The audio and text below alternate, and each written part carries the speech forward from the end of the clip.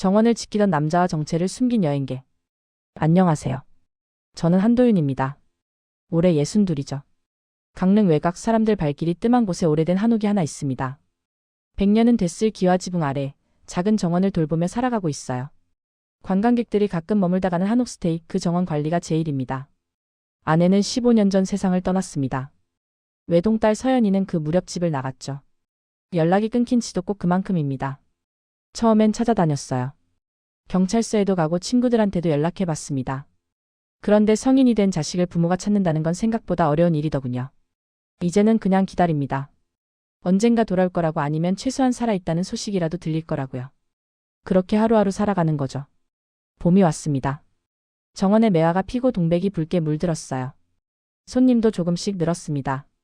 젊은 커플, 사진 찍으러 온 사람들, 가끔은 혼자 조용히 쉬러 오는 이들도 있죠. 그날도 그랬습니다. 저녁 무렵이었어요. 해가 기울면서 정원의 그림자가 길게 드리워질 때쯤 대문이 열리는 소리가 났습니다. 나무 발판을 밟는 발소리가 들렸죠. 가볍지만 조심스러운 걸음이었어요. 고개를 들었습니다. 젊은 여성이 서 있었어요. 30 안팎으로 보였습니다. 검은색 후드 점퍼에 청바지, 작은 배낭 하나 메고 있었죠.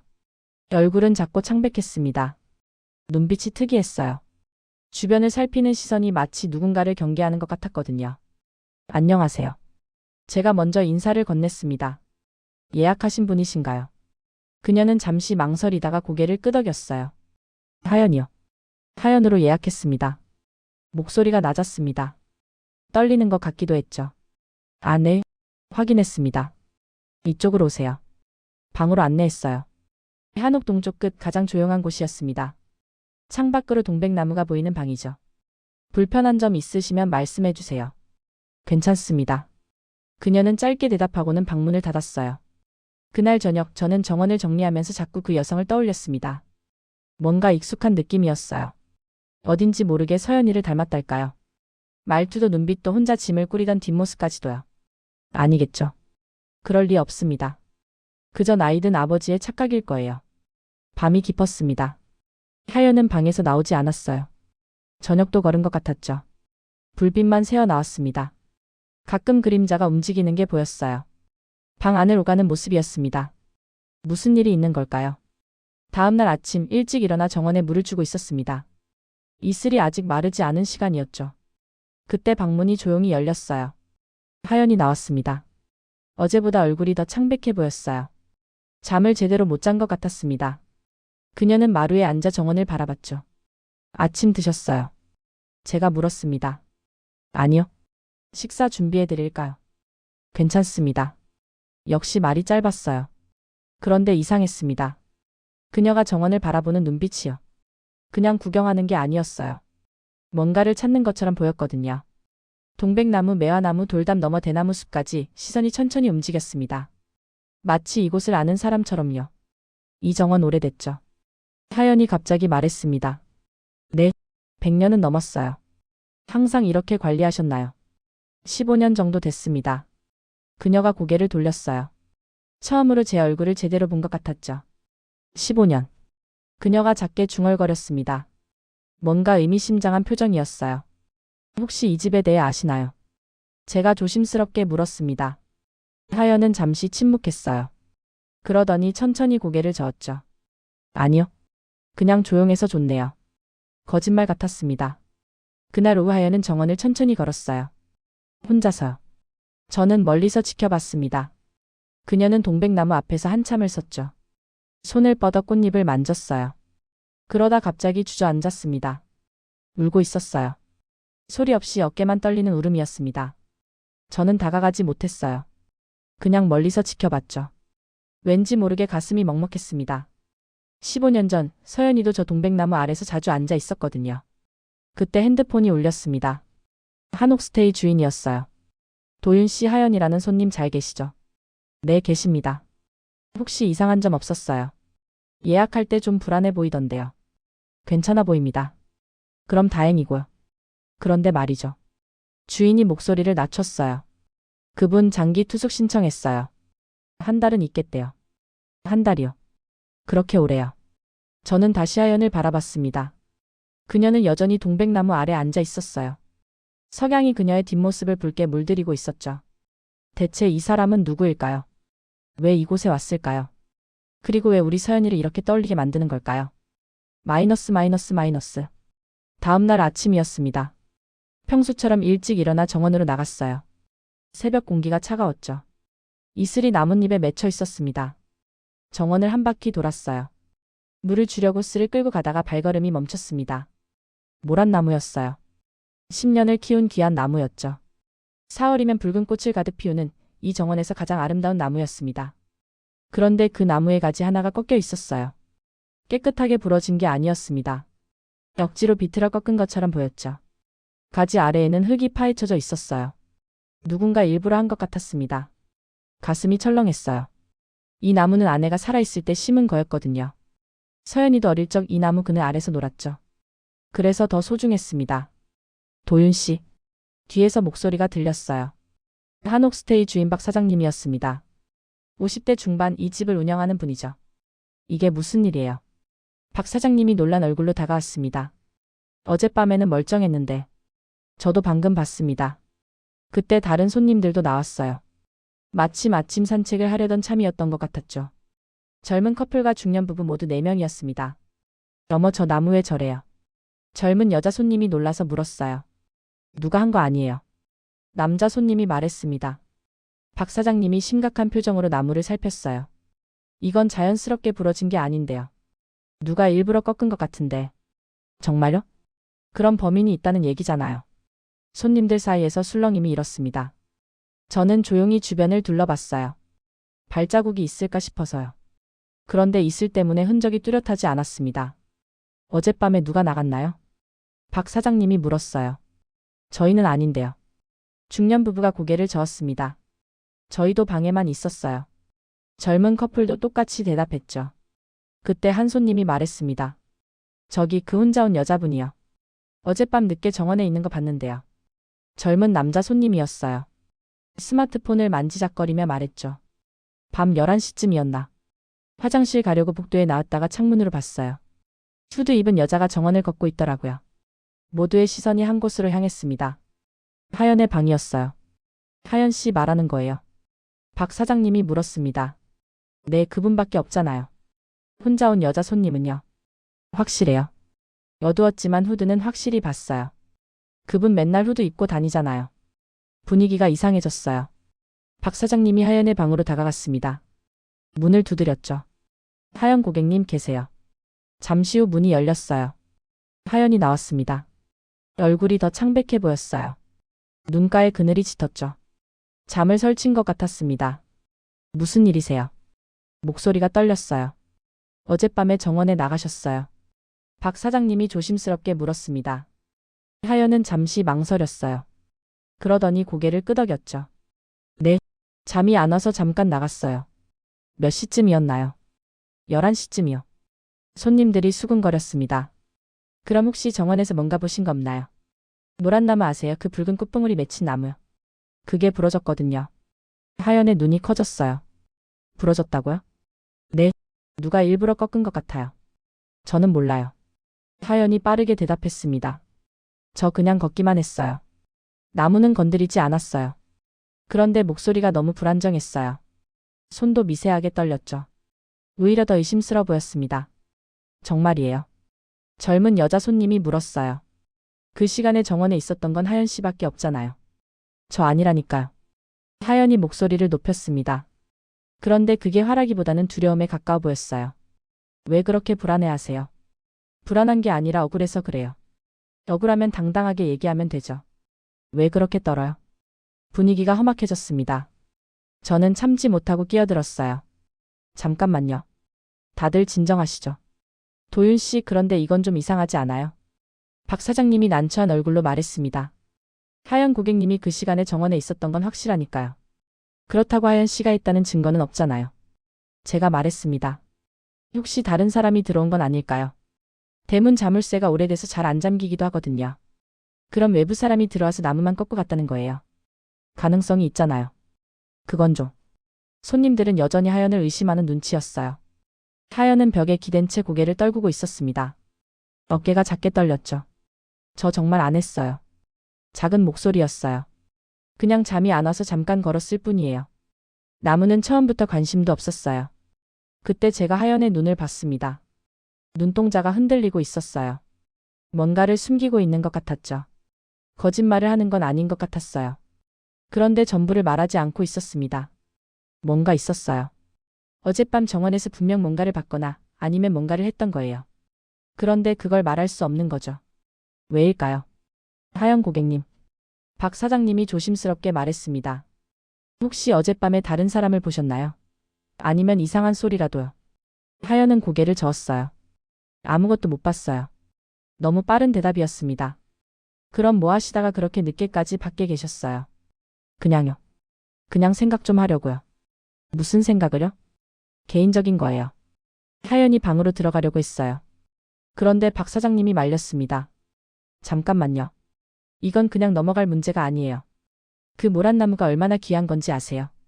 알아요. 그래서 더 억울하다는 거예요. 그럼 증명할 수 있어요. 본인이 안 했다는 걸요. 하연이 입술을 깨물었어요. 대답하지 못했습니다. 저는 그 모습을 보면서 가슴이 답답했어요. 왠지 서연이가 떠올랐습니다. 15년 전, 집을 나가기 전날 밤에도 서연이는 저런 표정이었거든요. 뭔가를 숨기고 말하지 못하고 그저 견디기만 하던 그 얼굴이요. 제가 책임질게요. 제가 말했습니다. 네? 박 사장님이 놀라서 저를 봤어요. 모란나무는 제가 다시 살릴 수 있어요. 시간이 걸리겠지만요. 그러니까 이 일은 여기서 마무리하죠. 도윤 씨, 그게 무슨 말씀이세요? 하연 씨가 안 했다고 하잖아요. 저는 믿습니다. 손님들이 수군거렸어요. 너무 쉽게 믿는 거 아니에요. 저 사람 뭔가 수상한데. 저는 하연을 바라봤습니다. 그녀도 저를 봤어요. 눈에 눈물이 고여 있었습니다. 고맙다는 말은 하지 않았어요. 그저 고개만 숙였죠. 그리고 방으로 들어갔습니다. 문이 닫혔어요. 박 사장님이 한숨을 쉬었습니다. 도윤 씨가 그렇게 말씀하시니 뭐. 일단은 이렇게 하죠. 그런데 다시 이런 일 생기면 곤란해요.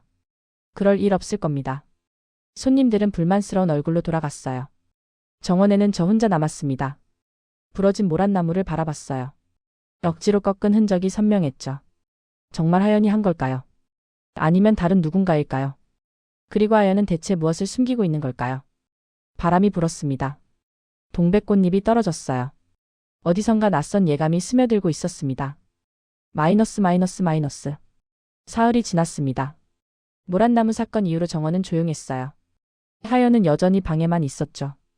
가끔 새벽에 나와 정원을 걷는 것 외에는 거의 모습을 드러내지 않았습니다. 저는 그녀를 그냥 두었어요. 무슨 사연이 있겠거니 싶었죠. 그런데 이상한 일이 생겼습니다. 정원 집기가 사라지기 시작했어요. 처음에는 작은 홈이었습니다. 분명 화단 옆에 두었던 건데 아침에 보니 없었죠. 다음 날은 물뿌리개였어요. 녹슨 철제 물뿌리개 10년 넘게 쓴 거였습니다. 그 다음 날은 전지가위까지 사라졌어요. 이건 우연이 아니었습니다. 박 사장님에게 말씀드렸어요. 도구가 자꾸 없어지는데요. 또요. 이게 무슨 일이에요? 박 사장님이 짜증스러운 표정을 지었습니다.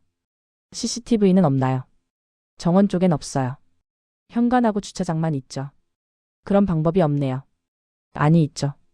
박 사장님이 날카로운 눈빛으로 말했습니다. 모란나무 때도 그랬잖아요. 하연 씨 온 뒤로 일이 계속 생기는 거 아니에요. 그건. 도윤 씨는 그 사람 편만 드시는데 저는 솔직히 수상해요. 마음이 불편했어요. 그런데 반박할 말이 없었습니다. 다음 날 아침이었습니다. 박 사장님이 다른 손님들을 모았어요. 저도 불렀죠. 도윤 씨, 이거 봐요. 박 사장님이 손에 든 걸 보여줬습니다. 없어졌던 전지가위였어요. 어디서 찾으셨어요? 하연 씨 방 앞복도에 있더라고요. 아침에 청소하다가 발견했어요. 순간 머릿속이 복잡해졌습니다. 방 앞이요? 네. 누가 갖다 놓은 것 같은데 이게 우연이겠어요. 손님들이 모여들었어요. 역시 수상하다고 했잖아요. 젊은 남자 손님이 말했습니다. 아무리 봐도 저 사람 뭔가 숨기는 거 있어요. 이제는 확실히 해야겠어요. 박 사장님이 단호하게 말했습니다. 하연의 방문을 두드렸어요. 하연 고객님, 나와주세요. 잠시 후 문이 열렸습니다. 하연이 나왔어요. 어제보다 더 지쳐 보였습니다. 눈밑이 거무스름했죠. 무슨 일이세요? 이거 아세요? 박 사장님이 전지가위를 들어 보였습니다. 하연의 얼굴이 굳었어요. 방 앞에서 발견됐어요. 설명 좀 해주시겠어요? 저는 몰라요. 또 모른다고요? 박 사장님의 목소리가 높아졌습니다. 모란나무 때도 그랬고 이번에도 그래요. 너무 우연이 많은 거 아니에요. 정말 몰라요. 저는 가위 같은 거 만진 적도 없어요. 그럼 누가 갖다 놓은 거예요? 하필 고객님 방 앞에요. 모르겠어요. 누군가 저한테 뒤집어 씌우려는 것 같아요. 하연의 목소리가 떨렸습니다. 박 사장님이 비웃듯 말했어요. 뒤집어 씌운다고요? 그럼 누가 왜 그래요? 이유가 뭔데요? 저도 모르겠어요. 말이 안 되잖아요. 분위기가 험악해졌습니다. 저는 끼어들려고 했어요. 그런데 박 사장님이 말을 이었습니다. 사실 저도 좀 이상했어요. 처음 온 사람치고 너무 이정은에 관심이 많더라고요. 관심 가지면 안 돼요. 하연이 반박했습니다. 아니죠. 근데 좀 이상하게 관심 가지잖아요. 마치 이미 아는 사람처럼요. 그냥 예쁜 정원이라서 그런 거예요. 그래요? 그럼 이건 뭐예요? 박 사장님이 뭔가를 꺼냈습니다. 사진이었어요. 오래된 사진이었죠. 색이 바래고 모서리가 해진 사진이었습니다. 제 심장이 쿵 떨어지는 것 같았어요. 그건 이정원 사진이었거든요. 15년 전 아내가 살아있을 때 찍은 정원 사진이었습니다. 모란나무가 만개하고 동백꽃이 붉게 핀 봄날의 사진이었죠. 이거 청소하다가 하연 씨 짐에서 나왔어요. 박 사장님이 차갑게 말했습니다. 처음 온 사람이 왜 이런 걸 가지고 있어요? 모두가 숨을 죽였습니다. 하연은 창백한 얼굴로 사진을 바라봤어요. 입술이 파르르 떨렸죠. 대답해요. 이게 뭐예요? 박 사장님이 다그쳤습니다. 하연은 말하지 못했어요. 그냥 고개만 떨구고 있었죠. 저는 충격을 받았습니다. 왜 하연이 이 사진을 가지고 있는 걸까요? 이건 제 개인 사진이었어요. 어디에도 공개한 적 없는 사진이었죠. 원본은 제 방 서랍 깊숙이 넣어둔 채로요. 그럼 하연은 누구죠? 정말 처음 온 사람이 맞나요? 도윤 씨, 이 사진 아시죠? 박 사장님이 제게 물었습니다. 네. 목소리가 제대로 나오지 않았어요. 언제 찍은 건데요? 15년 전쯤이요. 그럼 하연 씨가 왜 가지고 있는 거예요? 처음 온다면서요. 모두의 시선이 하연에게 쏠렸습니다. 하연은 벽에 등을 기댄 채 바닥만 바라봤어요. 눈에서 눈물이 떨어졌죠. 하연 씨. 제가 조심스럽게 물었습니다. 이 사진. 어떻게 가지고 있는 거예요? 하연은 고개를 들었어요. 눈물로 범벅이 된 얼굴이었습니다. 죄송해요. 작은 목소리였어요. 뭐가 죄송한데요? 박 사장님이 다그쳤습니다. 거짓말한 거요? 여기 처음 온 게 아니죠? 아니에요. 처음이에요. 그럼 사진은요? 그건. 하연이 입술을 깨물었어요. 설명할 수 없어요. 뭐라고요? 지금은. 아직은 설명할 수 없어요. 박 사장님이 황당하다는 표정을 지었습니다. 이게 무슨 말도 안 되는 소리예요. 증거가 나왔는데 설명을 못한다고요? 시간을 주세요. 제발요. 하연이 울먹였습니다. 조금만 기다려주시면 다 말씀드릴게요. 지금은 안 돼요. 왜 안 되는데요? 그냥 안 돼요. 박 사장님이 한숨을 쉬었습니다. 도윤 씨, 이거 어떻게 할래요? 솔직히 저는 못 믿겠어요. 저는 하연을 바라봤어요. 그녀도 저를 봤습니다. 눈빛에 간절함이 담겨 있었죠. 믿어달라는 눈빛이었습니다. 그 순간 묘한 감정이 들었어요. 서연이가 떠올랐습니다. 15년 전 집을 나가던 날 서연이도 저한테 이렇게 말했거든요. 아빠, 설명할 수 없어요. 지금은요. 그때 저는 딸을 믿지 못했습니다. 다그쳤죠. 따져 물었어요. 그리고 서연이는 떠났습니다. 다시는 돌아오지 않았죠. 지금 하연도 똑같은 표정이었어요. 말할 수 없는 비밀을 품고 그저 믿어달라고 애원하는 눈빛이었습니다. 일주일만요. 제가 말했습니다. 네? 박 사장님이 놀라서 저를 봤어요. 일주일만 시간을 주면 안 될까요? 그때까지 하연 씨가 설명하지 못하면 그때 경찰에 신고해도 늦지 않을 것 같은데요. 도윤 씨, 정신 차려요. 저 사람 수상하다고요. 알아요. 근데 일단 시간을 주고 싶어요. 박 사장님이 난처한 얼굴을 했습니다. 손님들도 불만스러워했어요. 너무 봐주는 거 아니에요. 우리 안전은 어떻게 하고요? 제가 책임질게요. 제가 단호하게 말했습니다. 하연 씨는 제 옆방에 계시니까 제가 지켜보겠습니다. 만약 다시 이런 일이 생기면 제가 직접 경찰에 신고할게요. 박 사장님이 한참을 고민하더니 고개를 끄덕였어요. 일주일이에요. 그때까지만 기다릴게요. 손님들이 흩어졌습니다. 하연은 방으로 들어갔어요. 저는 정원에 홀로 남았습니다. 바람이 불었어요. 꽃잎이 떨어졌죠. 손에는 그 오래된 사진이 쥐어져 있었습니다. 15년 전 봄날의 정원이었어요. 대체 하연은 누구죠? 왜 이 사진을 가지고 있는 거죠? 그리고 무엇을 숨기고 있는 걸까요? 답을 찾아야 했습니다. 일주일 안에요. 마이너스. 사흘이 지났습니다. 일주일을 기다리기로 했지만 상황은 더 나빠졌어요. 손님들이 불안해했습니다. 하연만 보면 피하기 바빴죠. 복도에서 마주치면 슬쩍 몸을 돌렸어요. 식사 시간에도 하연이 나타나면 대화가 뚝 끊겼습니다. 박 사장님도 점점 예민해졌어요. 도윤 씨, 이거 안 되겠어요. 사흘째 되는 날 아침 박 사장님이 제게 말했습니다. 다른 손님들이 너무 불편해해요. 예약 취소하는 사람도 생겼고요. 조금만 더 기다려 보시죠. 일주일 채우기도 전에 손님 다 떠나겠어요. 장사가 안 돼요. 박 사장님의 목소리가 날카로웠습니다. 하연 씨한테 나가달라고 할 거예요. 아직 시간이 남았잖아요. 못 기다리겠어요. 사업하는 사람 입장도 생각해줘요. 저는 말릴 수 없었어요. 사장님 입장도 이해가 됐거든요. 오후였습니다. 박 사장님이 하연의 방문을 두드렸어요. 저도 옆에 있었죠. 하연 고객님 나와주세요. 문이 열렸습니다. 하연이 나왔어요. 얼굴이 더 초췌해 보였습니다. 며칠 사이 뺨이 더 들어간 것 같았죠. 말씀드릴 게 있어요. 박 사장님이 냉정하게 말했습니다. 오늘까지만 계시고 내일 체크아웃 해주세요. 하연의 얼굴이 굳었어요. 아직 일주일 안 됐는데요. 상황이 바뀌었어요. 다른 손님들이 불편해하고 예약도 취소되고 있어요. 더 이상은 안 되겠어요. 제가 뭘 잘못했는데요. 하연의 목소리가 떨렸습니다. 아무것도 안 했잖아요. 증거도 없고요. 증거가 문제가 아니에요. 분위기 자체가 이상해졌다고요. 그건 제 잘못이 아니잖아요. 그래도 고객님이 오신 뒤로 일이 생긴 건 사실이잖아요. 박 사장님이 단호하게 말했습니다. 내일까지만 계세요. 환불은 남은 기간 전액해드릴게요. 하연은 아무 말도 하지 못했어요. 그저 떨리는 입술로 서 있을 뿐이었죠. 복도에 다른 손님들이 나와 있었습니다. 잘 됐네요. 젊은 여자 손님이 속삭였어요. 좀 무서웠거든요. 밤마다 밖에 나가고 그러니까. 저도요. 빨리 나갔으면 했어요. 중년 여자 손님도 수근거렸습니다. 하연은 그 말들을 다 들었을 거예요. 어깨가 작게 떨렸습니다. 알겠어요. 하연이 작은 목소리로 말했습니다. 짐 쌀게요. 방문이 닫혔어요. 저는 가슴이 답답했습니다. 박 사장님을 원망할 수도 없었어요. 사장님은 잘못한 게 없었으니까요. 그런데 하연도 잘못한 게 없는 것 같았습니다. 저녁 무렵이었어요. 하연이 방에서 나왔습니다. 작은 배낭을 메고 있었죠. 올 때와 똑같은 차림이었어요. 현관으로 걸어갔습니다. 손님들은 쳐다만 봤어요. 아무도 말을 걸지 않았죠. 하연은 고개를 숙인 채 대문을 열었습니다. 그 뒷모습을 보는 순간 저는 참을 수 없었어요. 하연 씨. 제가 불렀습니다. 하연이 멈춰섰어요. 뒤를 돌아보지는 않았습니다. 잠깐만요. 저는 정원을 가로질러 대문으로 향했습니다.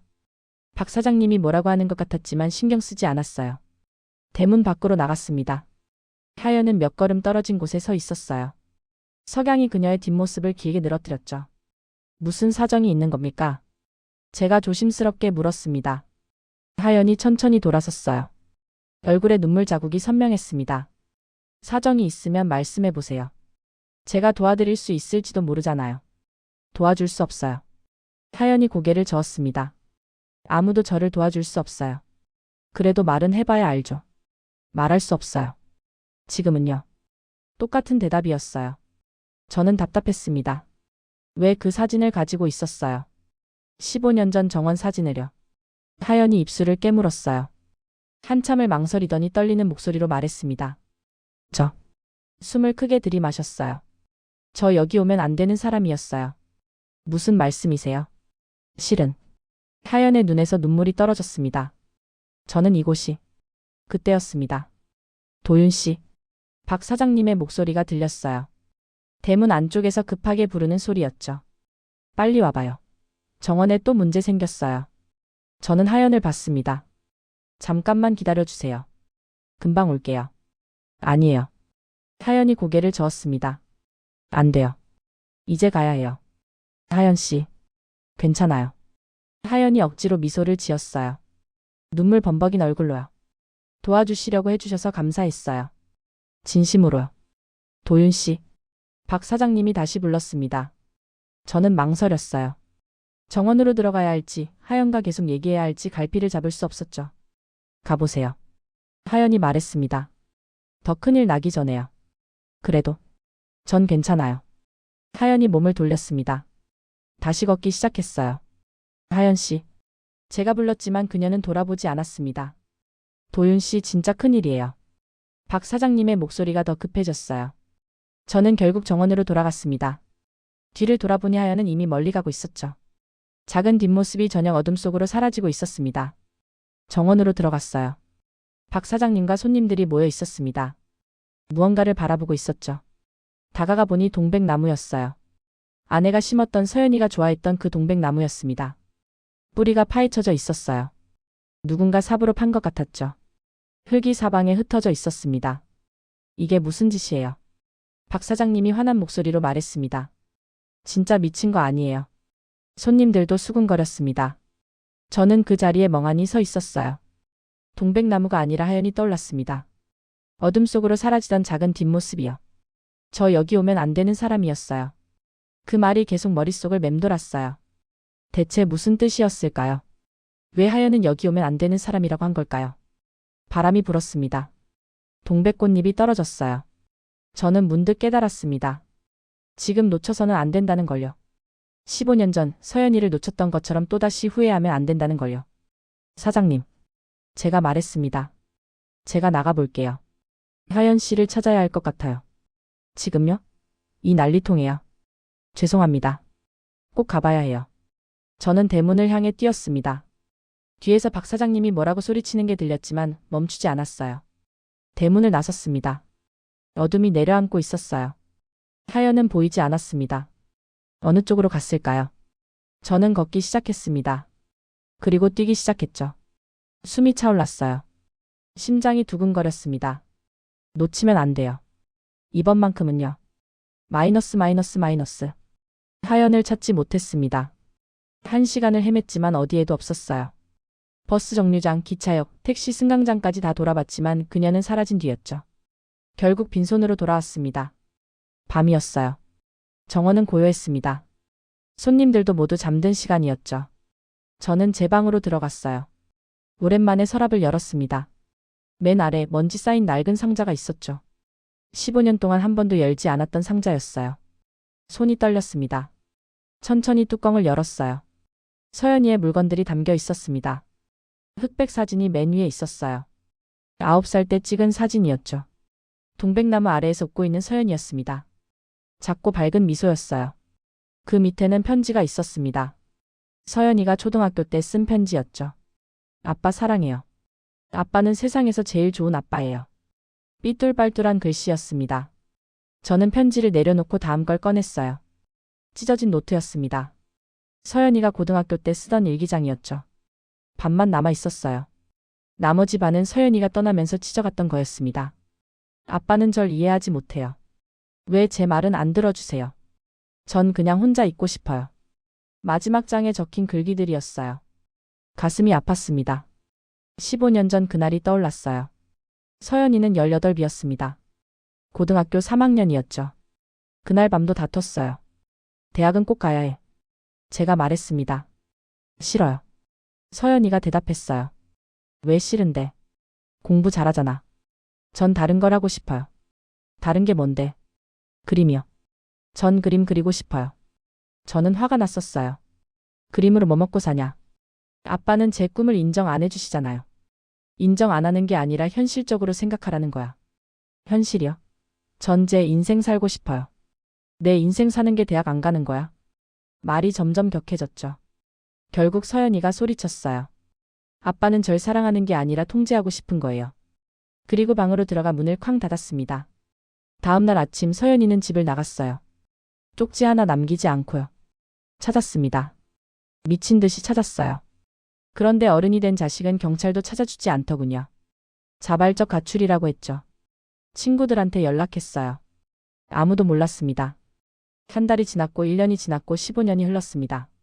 소식이 없었어요. 저는 그 상자를 다시 바라봤습니다. 9살 서연이의 사진이 눈에 들어왔어요. 동백나무 아래에서 웃고 있는 모습이었죠. 순간 머릿속이 하얘졌습니다. 하연이었어요. 하연이 동백나무 아래 앉아 울던 모습이 떠올랐습니다. 정원을 바라보던 눈빛, 사진을 쥐고 떨던 손이요. 눈동자가 닮았어요. 말투도 서 있는 자세도 고개 숙이는 방식도요. 설마요. 아니겠죠. 그럴 리 없어요. 그런데 가슴이 두근거렸습니다. 저 여기 오면 안 되는 사람이었어요. 하연의 마지막 말이 귓가에 맴돌았어요. 왜 오면 안 되는 사람이라고 했을까요? 이 집과 무슨 관계가 있는 걸까요? 혹시 정말 혹시요. 저는 일어났습니다. 하연을 다시 찾아야 했어요. 반드시요. 이번에는 놓치면 안 됐습니다. 15년 전의 후회를 반복할 수 없었으니까요. 창밖을 봤어요. 달이 떠 있었습니다. 바람에 동백꽃잎이 날렸죠. 저는 결심했습니다. 내일 아침 해가 뜨면 다시 찾아 나설 거예요. 끝까지요. 마이너스. 잠을 이룰 수 없었습니다.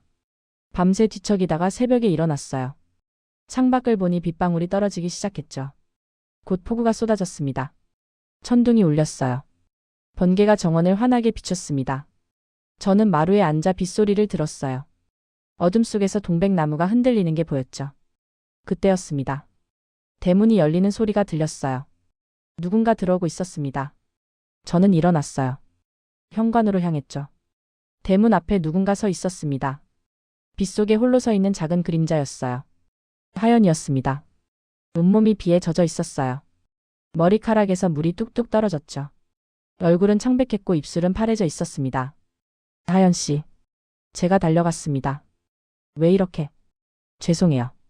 하연이 떨리는 목소리로 말했습니다. 갑자기 와서요. 일단 안으로 들어와요. 비 맞고 있으면 안 되잖아요. 그녀를 안으로 데리고 들어갔어요. 수건을 가져다 드렸죠. 하연은 수건으로 머리를 닦았습니다. 손이 계속 떨렸어요. 앉으세요. 제가 말했습니다. 하연은 마루에 앉았어요. 저도 그 옆에 앉았죠. 밖에서는 여전히 비가 쏟아지고 있었습니다. 왜 다시 온 거예요? 제가 조심스럽게 물었습니다. 하연은 한참 동안 아무 말도 하지 않았어요. 그러다가 배낭에서 뭔가를 꺼냈죠. 오래된 편지였습니다. 봉투가 누렇게 변색되어 있었어요. 손때가 묻어 있었죠. 이거요. 하연이 편지를 제게 내밀었습니다. 읽어보세요. 저는 망설였어요. 그러다 편지를 받아들었습니다. 봉투에는 아무것도 적혀 있지 않았어요. 조심스럽게 열었습니다. 안에는 손편지가 들어 있었죠. 펼쳤습니다. 익숙한 필체였어요. 서연이의 글씨였습니다. 아빠께. 이 편지를 쓰는 게 쉽지 않네요. 아빠가 읽을 수 있을지도 모르겠어요. 저는 이제 많이 아파요. 오래 버티지 못할 것 같아요. 하연이한테 말했어요. 엄마가 떠나면 할아버지를 찾아가라고요. 아빠가 가꾸던 정원을 보여주고 싶었어요. 제가 어렸을 때 행복했던 그곳을요. 미안해요, 아빠. 그리고 사랑해요. 마이너스 서요. 편지가 손에서 떨어졌습니다. 가슴이 무너지는 것 같았어요. 서연이가 아팠다는 거죠. 그리고 세상을 떠났다는 거였습니다. 언제예요? 목소리가 나오지 않았어요. 언제 돌아가신 거예요? 6개월 전이요. 하연이 작게 대답했습니다. 병원에서요. 폐암이었어요. 숨이 막혔습니다. 왜 연락을 안 한 거예요? 왜? 엄마가 그러지 말래요. 하연의 눈에서 눈물이 떨어졌어요. 할아버지한테 짐이 되고 싶지 않대요. 15년 동안 연락 안 했는데 죽는다고 나타나는 건 비겁한 거래요. 그게 무슨? 말을 잇지 못했습니다. 하연이 계속 말했어요. 저 그 아이의 딸이에요. 떨리는 목소리였습니다. 당신의 손녀예요. 머리가 하얘졌습니다. 손녀라고요. 제게 손녀가 있었다는 거죠. 엄마는 저 낳고 혼자 키웠어요. 아빠 없이요. 힘들었대요. 많이요. 하연이 눈물을 닦았습니다. 그래도 포기 안 했어요. 저 때문에요. 엄마는 절 위해서 정말 열심히 살았어요. 서연이가. 제 목소리도 떨렸습니다. 그렇게 살았구나. 엄마가 아프기 시작한 건 1년 전부터였어요. 처음엔 감기인 줄 알았대요. 그런데 점점 나빠졌죠. 하연이 숨을 깊게 들이마셨어요. 병원 가니까 이미 늦었대요. 수술도 못 한대요. 그냥 시간 문제래요. 가슴이 찢어지는 것 같았습니다. 돌아가시기 전날 밤이요. 하연이 계속 말했습니다. 엄마가 저한테 말했어요. 할아버지를 찾아가래요. 정원을 보여달래요. 엄마가 어렸을 때 행복했던 곳이래요. 그래서 온 거예요. 네. 하연이 고개를 끄덕였습니다. 그런데 막상 오니까 무서웠어요. 어떻게 말해야 할지 몰랐어요. 갑자기 나타나서 손녀래요. 그러면 믿으실까요? 아니면 이상한 사람으로 볼까요? 그래서 말 안 한 거예요. 네. 일단 정원을 보고 싶었어요. 엄마가 그렇게 그리워했던 곳을요. 그리고 할아버지가 어떤 분인지 보고 싶었고요. 하연이 배낭에서 또 다른 걸 꺼냈습니다. 사진이었어요. 15년 전 정원 사진, 박 사장님이 발견했던 그 사진이었죠. 이 사진은 엄마가 가지고 있던 거예요. 유일하게 가져나온 거래요. 집 나올 때요. 저는 사진을 받아들었습니다. 뒷면에 작은 글씨가 적혀 있었어요. 엄마 아빠 나 행복했던 봄날. 서연이의 글씨였습니다. 눈물이 흘러내렸어요. 참을 수 없었습니다. 죄송해요. 하연이 말했습니다. 이렇게 갑자기 나타나서요. 혼란스럽게 해서요. 아니에요. 제가 고개를 저었습니다. 와줘서 고마워요. 정말로요. 밖에서는 빗소리가 점점 잦아들고 있었어요. 새벽이 밝아오기 시작했습니다. 동백나무가 희미하게 보였죠. 모란나무는 제가 아니에요. 하연이 갑자기 말했습니다. 정원 도구도요. 전 정말 아무것도 안 했어요. 알아요. 제가 말했습니다. 이제 알겠어요. 하연은 처음으로 작게 미소를 지었어요. 엄마를 닮은 미소였습니다. 저는 손녀의 손을 잡았어요. 차갑고 떨리는 손이었죠. 이제 집에 온 거예요. 제가 말했습니다. 돌아온 거예요. 하연의 눈에서 눈물이 떨어졌습니다.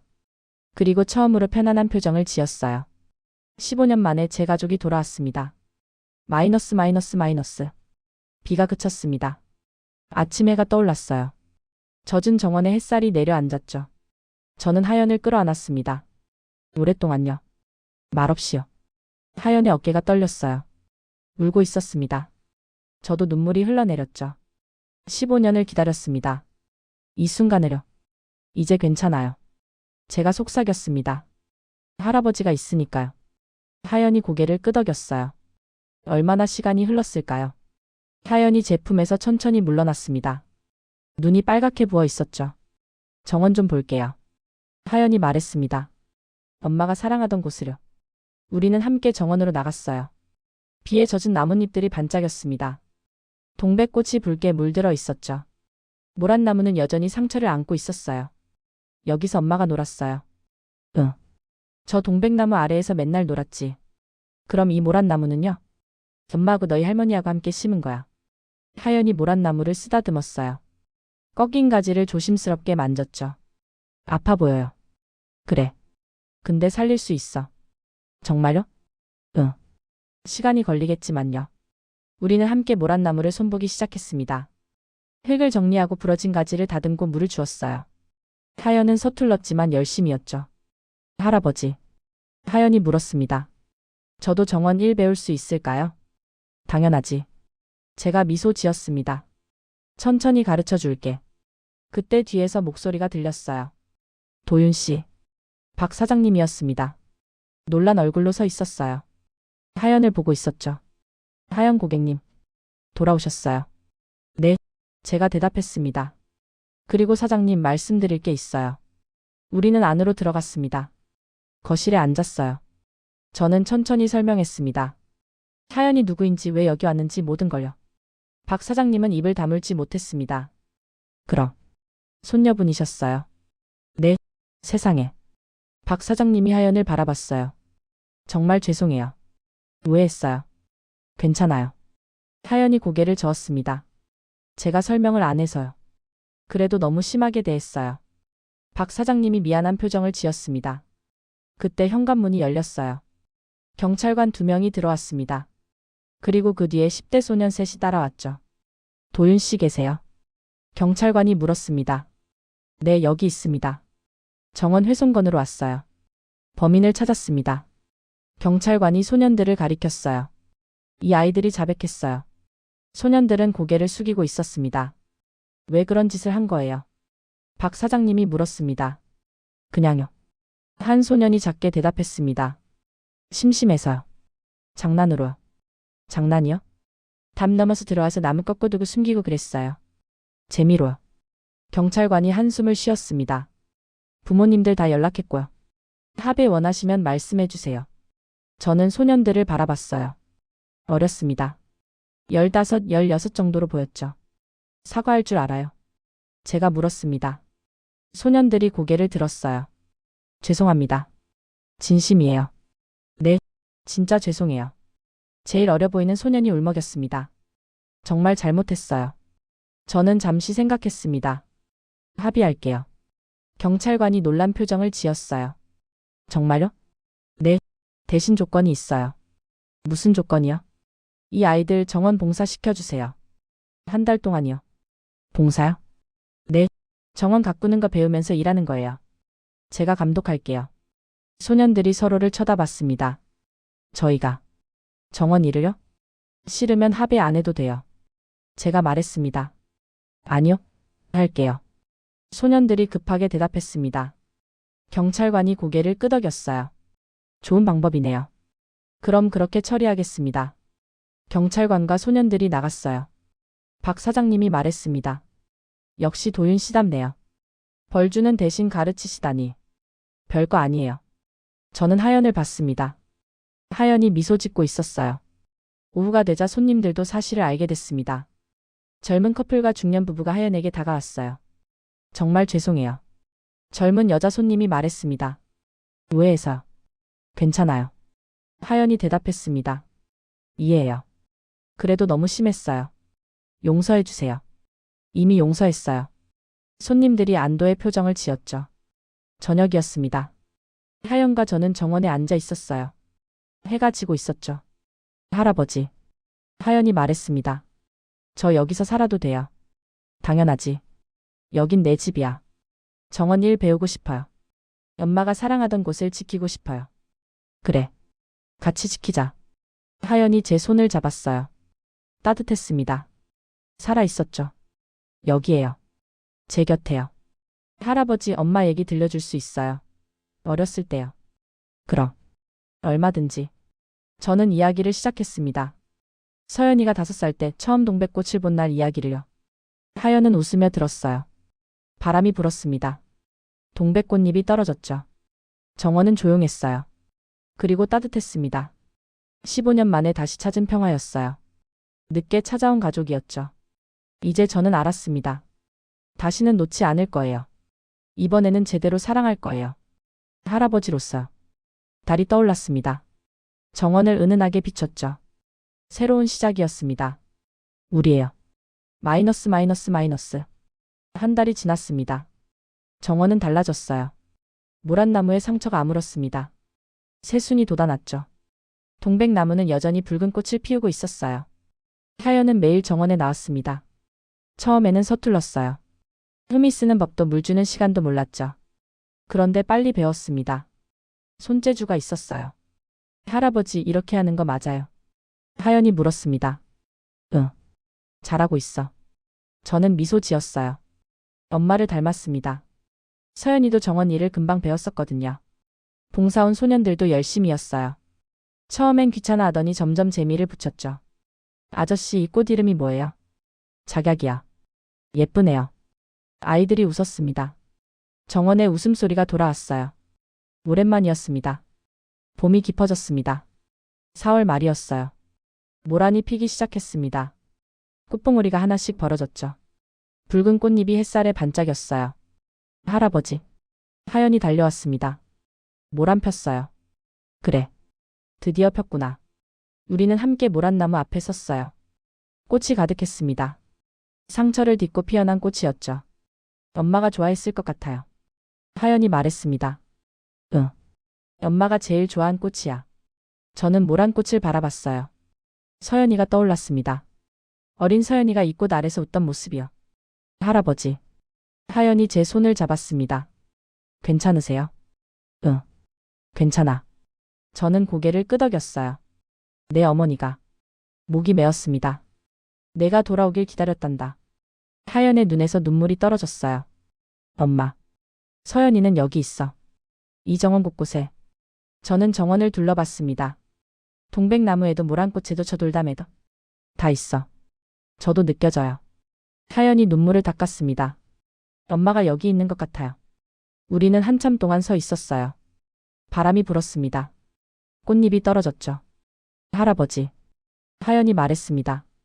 이제 저도 여기서 뿌리 내릴게요. 저는 하연을 바라봤어요. 눈물이 고여 있었지만 웃고 있었습니다. 할머니랑 엄마가 가꾼 정원이잖아요. 저도 지킬게요. 평생. 그래. 고맙다. 저는 손녀를 끌어안았습니다. 우리 함께 지키자. 해가 졌습니다. 저녁이 되고 밤이 왔죠. 하연과 저는 마루에 앉아 있었어요. 달이 떠올랐습니다. 정원을 은은하게 비췄어요. 달빛 아래 모란꽃이 빛났습니다. 동백나무가 흔들렸죠. 돌담 너머로 대나무 숲이 보였어요. 모든 게 고요했습니다. 그리고 아름다웠죠. 할아버지. 하연이 제 어깨에 머리를 기댔습니다. 행복해요. 나도. 저는 대답했습니다. 정말로. 우리의 그림자가 달빛에 길게 늘어졌어요.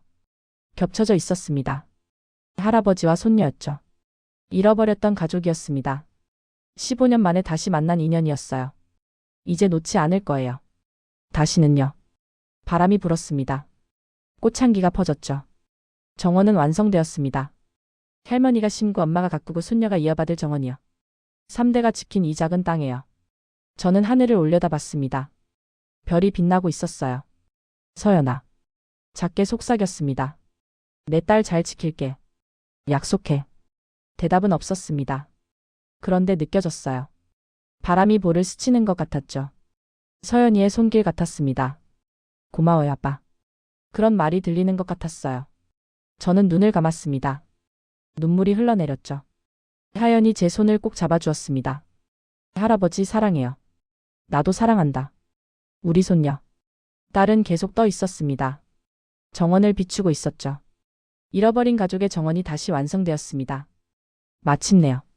그리고 새로운 봄이 시작되었습니다. 우리예요. 마이너스 마이너스 마이너스.